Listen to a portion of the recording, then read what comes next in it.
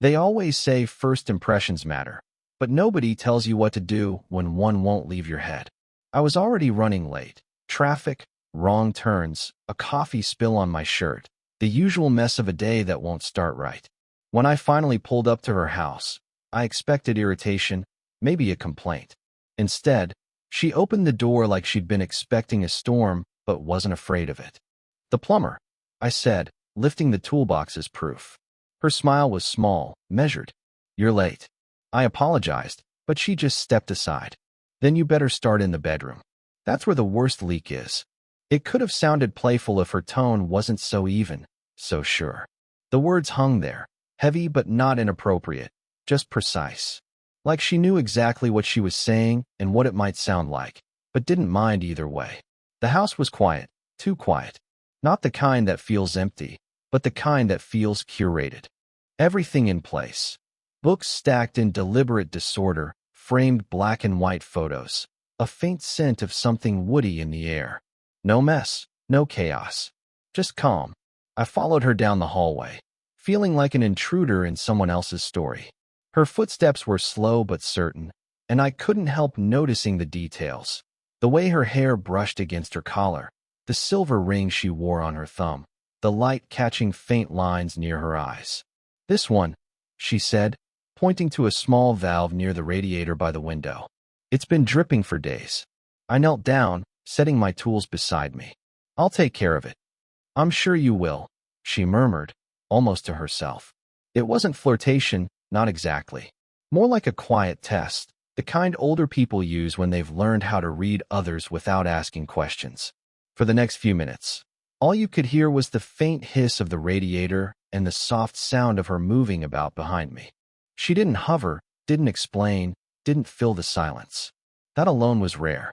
Most clients made small talk, nervous or curious. But she just was. Present. Grounded. When I turned slightly to reach for a wrench, I caught her looking, not in a way that made me uncomfortable, but like she was taking inventory of who I was, beyond the uniform. Our eyes met for barely a second, but something passed. A flicker of recognition, or maybe curiosity. "You live around here?" she asked finally, her voice quiet, like she was testing the stillness. "Couple streets over," I said. "Just started taking private calls. Trying to build a list of clients." "That's good," she said, nodding slightly. People forget how important it is to fix small things before they become bigger. I don't know if she meant the leak or something else. When I finished, I told her the valve would hold now, but it might need replacing soon. She crouched beside me to look, close enough that I could see a faint freckle near her jaw. She smelled faintly of orange peel and clean linen. "Looks good," she said, her voice softer now. "You've got steady hands."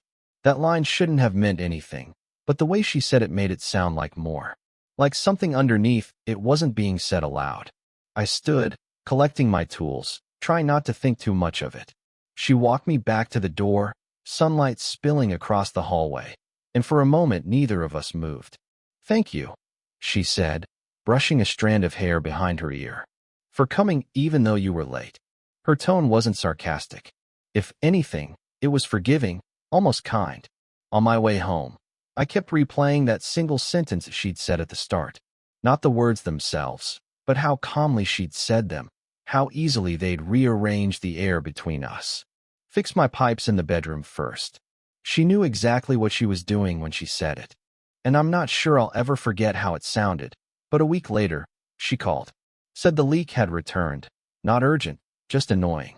Her voice over the phone was calm, polite, but something in the pauses made it sound like she'd almost decided not to call. When I pulled up to her house again, the same sense of stillness greeted me. Except this time, it felt different. Familiar, maybe. She met me at the door in a loose gray sweater, hair pulled back carelessly, no makeup this time. She looked softer, more real. "Sorry," she said. "It started again last night." "It happens," I said. "Sometimes pressure builds where it shouldn't." She smiled faintly at that, and I wondered if she heard what I didn't mean to say. Inside, everything was exactly as before, except the book she'd been reading last time sat open on the counter, as if she'd left it mid-thought. The window was cracked open, and cool air drifted through. "I thought you fixed it," she said as I knelt again near the radiator. I did, I said, adjusting the wrench. But sometimes things loosen up on their own. Don't we all? She murmured. Her tone was light, but something in it carried weight, like the kind of humor people use to keep truth at a distance. She stood a few feet away, arms folded, watching without really watching. Her eyes seemed tired, but not from lack of sleep. It was a deeper kind of tired, the kind that comes from holding everything together for too long. I asked if she'd had a busy week. Just long, she said, glancing out the window. Work, calls, pretending everything's fine. The last part slipped out like it wasn't meant to. She caught herself, cleared her throat, and added, Anyway, you don't want to hear about that. Doesn't bother me, I said, still focused on the pipe. I'm sure it doesn't, she replied, almost to herself. For a moment, neither of us spoke. The only sound was metal against metal and the faint ticking of the radiator as it warmed. Then, without warning, a single drop of water hit my wrist. She stepped forward quickly with a towel. Here, she said, kneeling beside me. Our hands brushed. Just a second, but enough for both of us to notice. Her fingers were cool against my skin, trembling slightly, not from fear, just from the nearness. Sorry, she said, pulling back. It's okay. She exhaled, slow and uneven. You're good at what you do, she said quietly. Most people rush. You take your time. I looked up. She wasn't talking about plumbing anymore. I could feel it. The air had that charged stillness again, the kind that makes even breathing sound too loud. When I finished, she walked me to the door like before. The sunlight caught the edge of her sweater, turning the gray almost silver. Thank you, she said. Then, after a small pause, for not making things feel complicated. I didn't answer, because in that moment, everything already was. Before I left, she gave a small, unsure smile, one that almost cracked into something more before she stopped it. And later, when I got home, I realized I couldn't remember exactly what she'd said at the door, only how her voice had sounded, soft, careful, almost like a secret she hadn't meant to share. That a storm had rolled in late that evening. Heavy rain, wind pushing against the windows. She called, said water was leaking through a joint in the ceiling this time. Her voice sounded tired, almost embarrassed, like she hated needing help again. Don't worry, I told her. I'm close by. By the time I got there, the world outside had turned gray-blue and restless. She met me at the door barefoot, sweater sleeves pulled over her hands. The lights flickered once as thunder shook the house. Sorry, she said, leading me in. I tried to catch it with a bowl, but it just kept dripping. Her living room looked different at night, softer, quieter. A single lamp lit the corner, and the rest was shadows and rain. I set up my tools near the spot where the water was seeping, and she hovered nearby, restless in her stillness. You don't have to stay, I said. I know, she replied. But she didn't leave. The rain softened for a moment, and in that pause, the house felt too quiet. I could hear her shifting behind me, the faint sound of her hand brushing her hair, the small exhale when she sat down on the arm of a chair.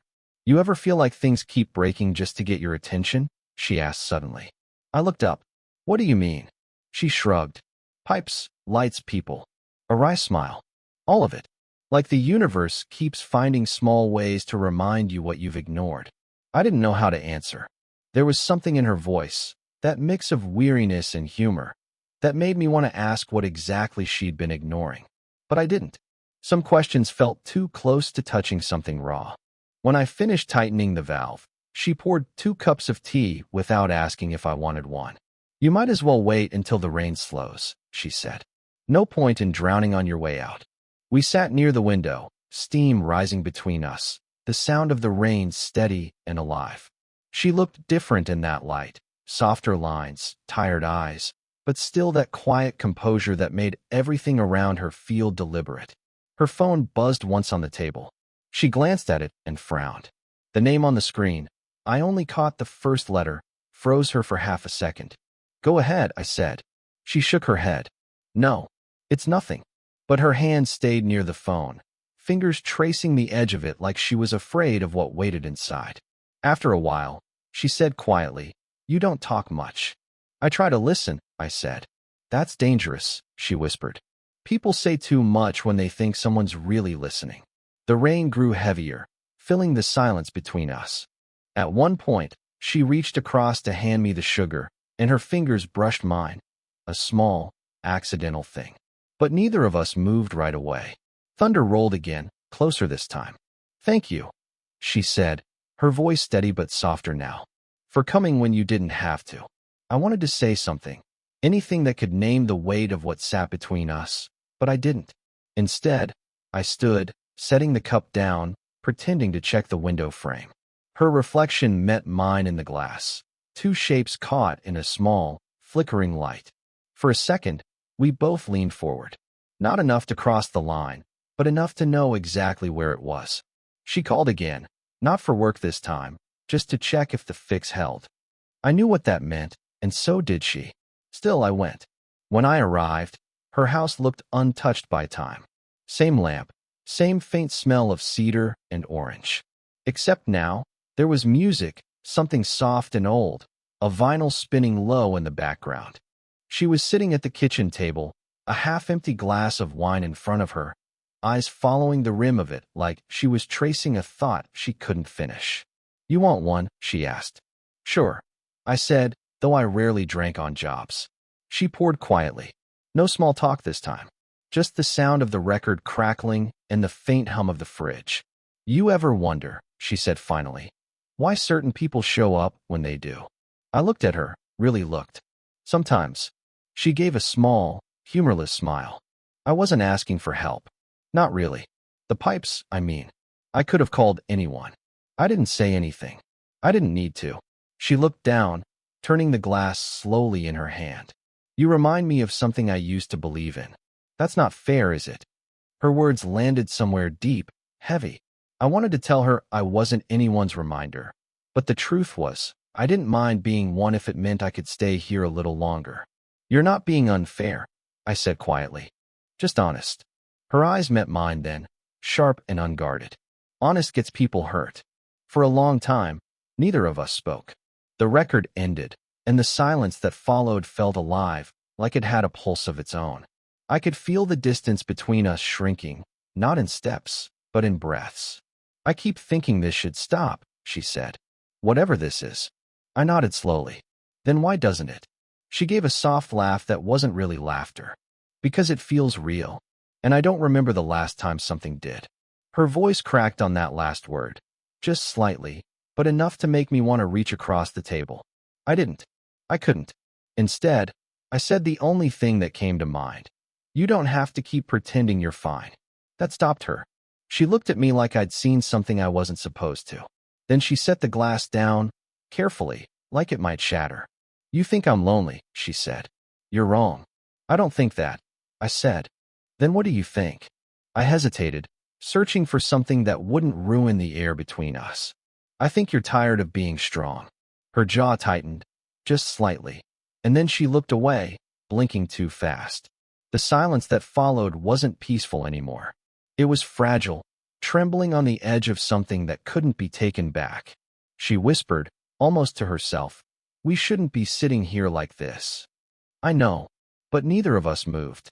When she finally looked at me again, her voice was calm, but her eyes said everything else. I just don't know what to do with someone who actually sees me. She called on a Sunday, late afternoon, when the light starts to lose its warmth but the day still pretends it has more to give. Her voice was softer this time. Not tired, just stripped down. The heat isn't working again, she said. If you're not busy. I wasn't. Or maybe I just didn't want to be anywhere else. When I arrived, she was sitting on the floor near the radiator, wrapped in a blanket, a cup of tea cooling beside her. She smiled faintly when she saw me. I tried fixing it myself, she said, gesturing to the open toolbox beside her. I knelt beside her. That's brave. Or foolish, she said, half smiling. I never learned how to fix things. My husband used to handle all that. It was the first time she'd mentioned him. The word husband hung in the air, dry and quiet. I didn't ask. I didn't have to. She filled the silence herself. He passed away 3 years ago, she said. Heart attack. Quick, they said. Like that made it easier. The words were clean, almost rehearsed. but her hands betrayed her, fingers tightening slightly on the blanket. "I'm sorry," I said. It sounded small, useless. She nodded once. "Everyone says that. But it's okay. I'm used to the space he left. It just moves around sometimes." I sat beside her, the floor cool under my palms. The radiator made a faint ticking sound, like it was trying to start a heartbeat. She looked at me then, not searching, not guarded, just steady. "You remind me of him sometimes," she said quietly. "Not because you look like him. You don't. It's something else. The way you listen, maybe." It felt like the floor shifted, just slightly. "Is that a good thing?" I asked. She smiled, sad but real. "I don't know yet." We stayed like that for a while. Two people pretending to focus on the radiator when really we were just learning the silence between us. I reached forward to adjust a valve, and she watched, eyes following my hands with that same unspoken attention she'd given me since the first day. "Do you ever miss someone so long that missing them becomes a habit?" she said after a while. I didn't answer right away.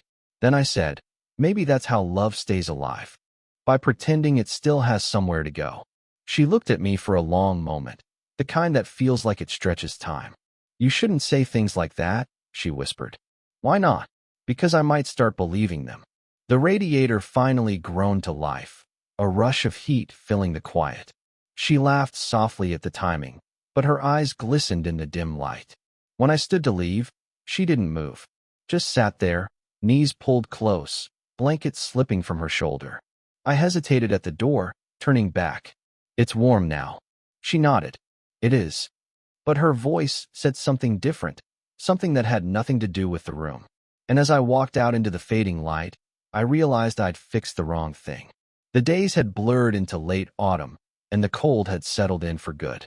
She called again, not because something was broken, but because she had an extra cup of coffee and didn't like drinking alone. I almost said no. Almost. But the hesitation was just long enough for her to add, "It's just coffee." And that made it worse. When I arrived, the house felt softer somehow, less curated, more lived in. A blanket draped carelessly over the couch, a half-read newspaper on the table. She looked different too, not put together this time. Just her. We sat across from each other, the sound of the kettle still echoing faintly in the background. She stirred her coffee slowly, like she was buying time. "You know this can't keep going," she said finally. I nodded, though I didn't know what this meant anymore. "I know." She gave a small, tired laugh. "You say that like you mean it." "I do," I said. "I just don't know what to do with it." Her gaze softened. "You're young. You're supposed to have answers. I'm the one who's supposed to be lost." "I don't think it works like that," I said quietly. The silence stretched, thick but not uncomfortable. There was something fragile in the air, not tension, just truth finding its way out. "I keep thinking," she said, eyes drifting toward the window, "that if I were someone else, someone your age, someone lighter, maybe this would make sense." "It already does," I said, before I could stop myself. She closed her eyes, shaking her head. "Don't make it sound simple." "I'm not," I whispered. Her hand was resting on the table, fingers curled loosely around the mug. I watched them tremble slightly, a tiny, involuntary movement she didn't seem to notice. Without thinking, I reached across and covered them with mine. She didn't pull away. Not this time. For a long while, neither of us spoke. The house was quiet except for the faint hum of the heater and the soft clink of ceramic as our mugs cooled. "Finally," she said, "you make me feel seen again." I didn't realize how long it had been. I swallowed hard. "You make me stop trying so hard to be someone else." She smiled, small, tired, honest. The kind that says too much without a word. We sat there like that, hands resting between us, no pretending left. No right or wrong, no beginning or end. Just the quiet space where everything finally made sense. When she finally stood, she didn't let go right away. Just held my hand for one extra breath, as if memorizing it. Then she said, barely audible, "Whatever this is, let's not ruin it by naming it." I nodded. The rain had started again outside, soft this time, almost comforting. She walked me to the door, and before I left, she leaned her forehead against mine. Not a kiss, not even close. Just stillness. A moment that didn't ask for more. and somehow that was enough. And yet, every morning when I start the truck, I still half expect my phone to buzz with her name. Another excuse, another small problem that needed fixing. But it doesn't, and that's okay. What happened between us was never meant to stretch across years or promises. It existed in the quiet corners of time, those small, unspoken moments that don't belong to anyone but the two people who live them. I think about her sometimes when I'm working, when I smell cedar, or hear an old record hum through static. I still remember the sound of her laugh, the way it carried a sadness that never asked for pity. She never wanted saving. She just wanted to be seen. And I guess that's what changed in me. I stopped confusing love with rescue. What we had wasn't a romance in the way stories usually tell it. There was no declaration, no dramatic goodbye, just a gradual understanding that sometimes the most honest kind of love is the kind that knows when to let itself end. She taught me that connection doesn't always need a name to be real. It just needs truth. When I think back, the moment that stays with me isn't the touch of her hand or the quiet of that last night. It's the pause before she said, "Let's not ruin it by naming it." Because that was her gift, knowing when silence said more than words ever could. Now, whenever I meet someone, a client, a stranger, anyone, I try to listen the way I listened to her. Not to respond, but to understand. That's the thing about her presence. It didn't fade. It softened everything that came after. Sometimes love doesn't stay. It just leaves the door open inside you. And when I drive past her street now, I don't stop. I just glance at the window that used to glow in the evenings and feel something like peace. Not loss, not longing, just quiet gratitude for what it was and what it taught me to be brave enough to feel. Because maybe not every story is about getting someone. Maybe some are just about being changed by them. If this story made you feel something, let me know in the comments. Would you want more stories like this?